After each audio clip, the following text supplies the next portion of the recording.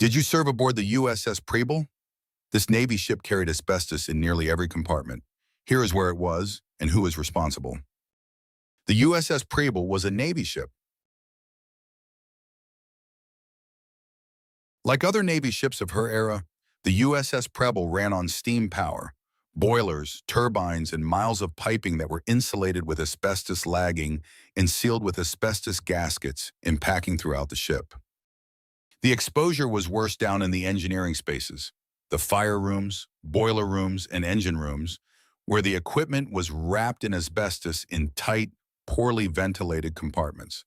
The snipes, machinists' mates, boiler technicians, and enginemen, along with the hull technicians, pipe fitters, and water tenders, worked right in it. But because asbestos lined the whole ship, all hands had exposure, especially during shipyard overhauls. Here is what matters now. You cannot sue the Navy, but you can bring a claim against the companies that made the asbestos equipment and insulation used aboard the ship. Those companies are named in thousands of asbestos claims. Even a diagnosis that comes decades after your service can still support a claim today.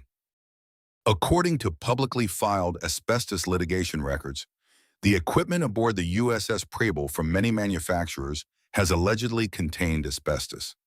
Names that appear in the record include Babcock and Wilcox, Delaval, General Electric, and C.H. Wheeler, among many others. You don't have to remember every brand. An experienced asbestos attorney can go through the ship's records and service history with you and help determine the best avenues for a potential case. If you served aboard the USS Preble and were later diagnosed with mesothelioma, asbestosis, or another asbestos-related disease, you may have a legal claim against the companies that made the asbestos products used aboard your ship.